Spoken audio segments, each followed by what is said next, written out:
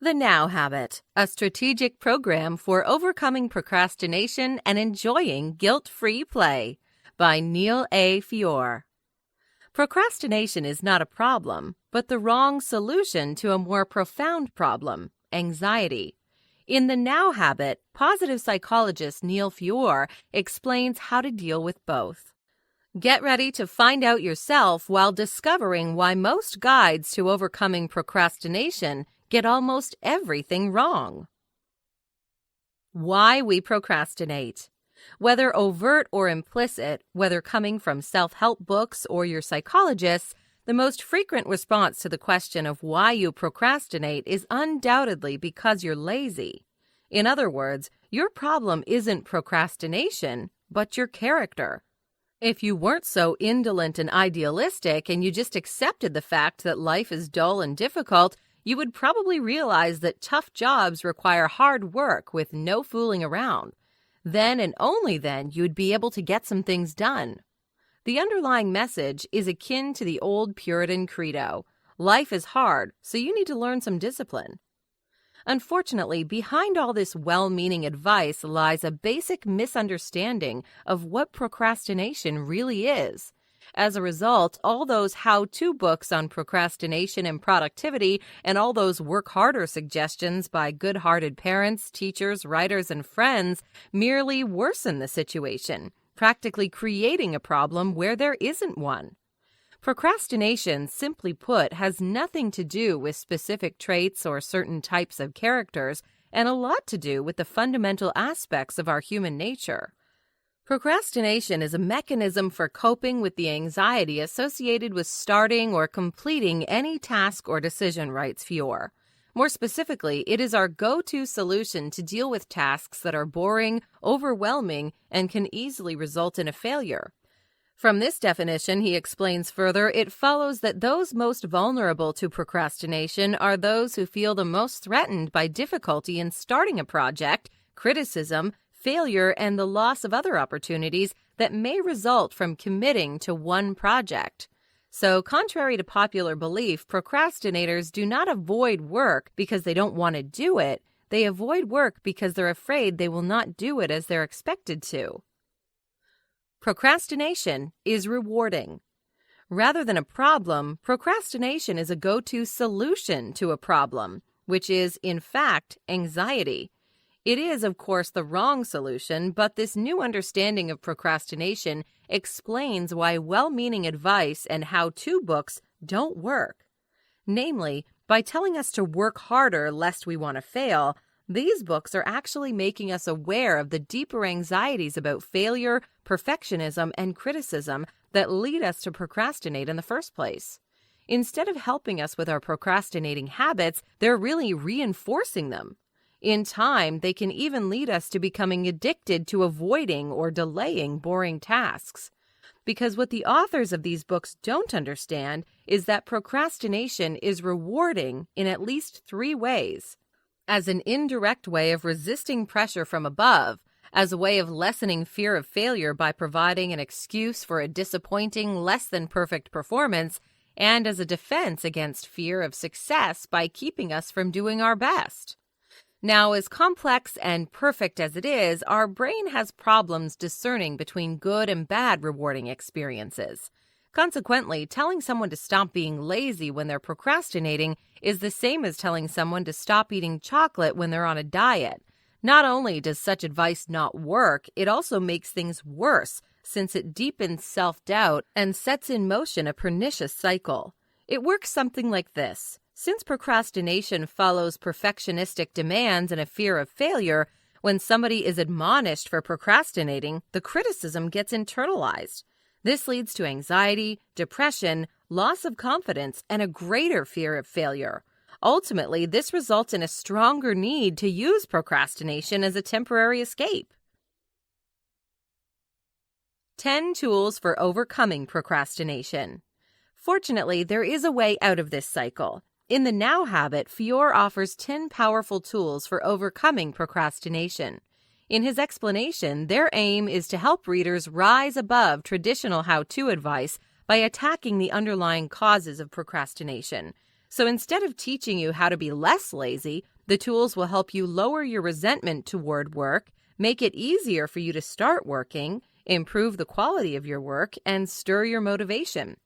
Let's have a look at them all. Number 1, procrastination logs.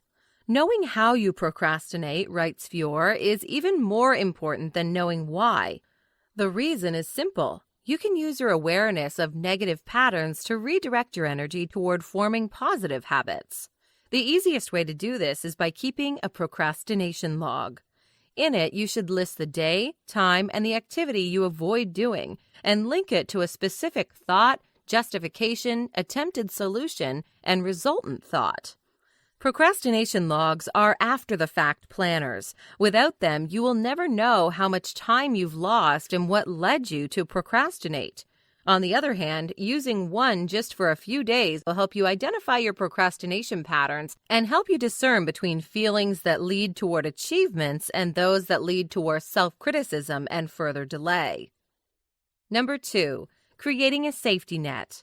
Most people procrastinate not only because they give too much importance to a task, but also because they use their perfectionism to raise it 100 feet above the ground, so that any mistake would be tantamount to death. This leaves them frozen with anxiety and with procrastination as their only escape. After all, not making a step when you're supposed to walk on a wire is better than making the wrong one. To deal with this problem, Fiore writes, you need to put a psychological safety net under your high wire act so that you can lessen your fear of failure and learn how to bounce back from mistakes with renewed purpose. In simpler words, you need to have a plan B and a plan C rather than being insistent on plan A as your only way to achieve success and survive. Never start a task as if it's the most important thing in the world, and always tell yourself that whatever happens, you will inevitably survive. Number 3, reprogramming negative attitudes through positive self-talk. Have-tos and shoulds are messages of stress and depression. They communicate resistance, victimhood, confusion, and failure. Repeated over and over again, they force your subconscious mind into pushing back, hence your resentment and resistance to work. To overcome procrastination, you must adopt a new, more positive language. Ironically, it starts with saying no in an assertive and non-defensive way, as opposed to saying no with the value of maybe, as in, no, I'll think about it later. More importantly, positive self-talk is all about replacing 5 age-old have-tos and shoulds with 5 statements that emphasize choice and eagerness. So, starting today, start saying, 1. I choose to instead of I have to. 2. When can I start instead of I must finish. 3. I can take one small step instead of this project is so big and important. 4. I can be perfectly human instead of I must be perfect. 5. I must take time to play instead of I don't have time to play. Number 4, using the symptom to trigger the cure. Habits consist of 3 components: a trigger, the external cause that activates a habit, a routine, the actual habit, and a reward, the reason why we do the habit. You can hack this cycle by changing the routine while keeping the trigger and the reward. Your brain is only interested in those 2 anyway and uses the habit as a way to connect them. In other words, you can use old habits to evoke and strengthen the formation of new positive habits. Number 5, guilt-free play. It wouldn't be wrong at all to reclassify Homo sapiens as Homo ludens, that is, the playing man. Just like your pet cat or a lion in the wilderness, we too learn what to do and how to do it through games and amusing pastimes. Unfortunately, we often grow to see play as being separate from learning and work as being the opposite of play. This is not only wrong, it is also damaging.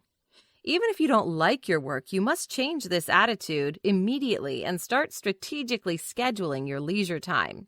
This will help you shift your focus from work to play and create a subconscious urge in you to return to work once your playtime is over.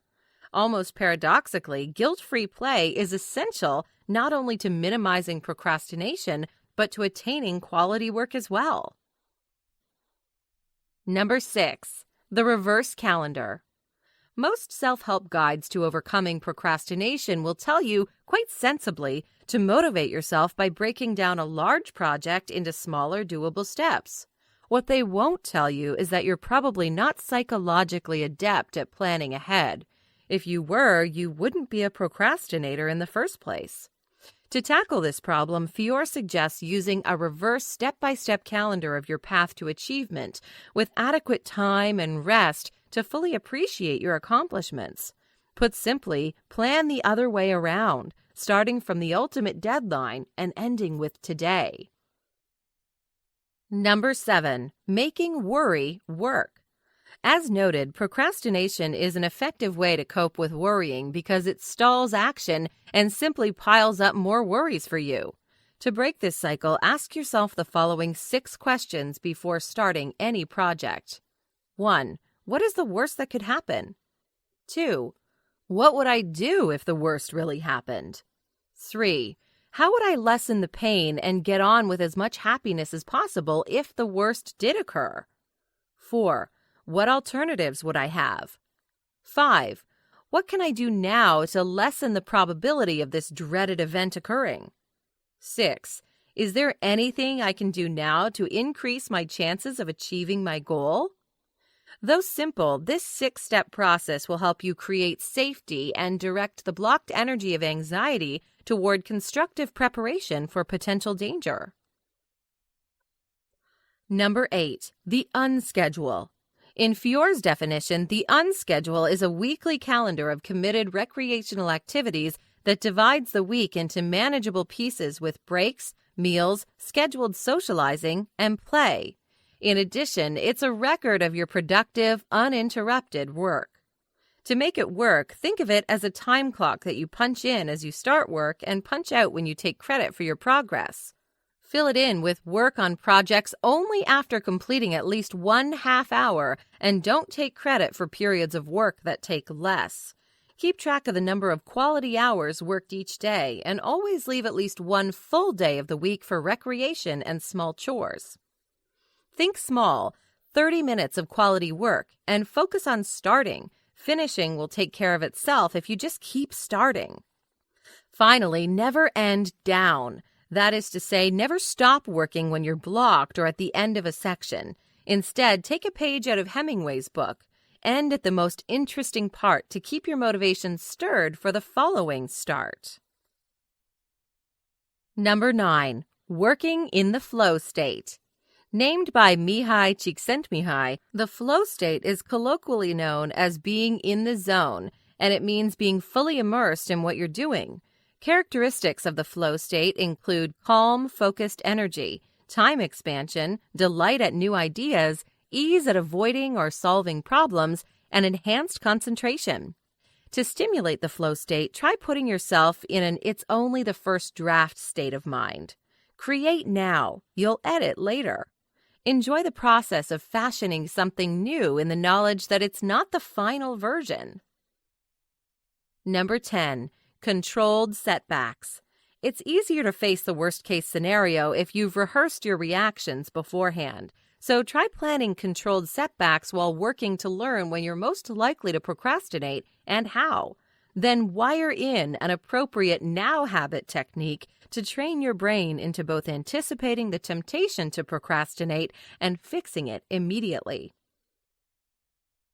Final notes. Sometimes hailed as one of the most effective programs to combat procrastination, The Now Habit by Neil Fiore is indeed different from most other guides that tackle the same problem. It's more than worth giving it a try.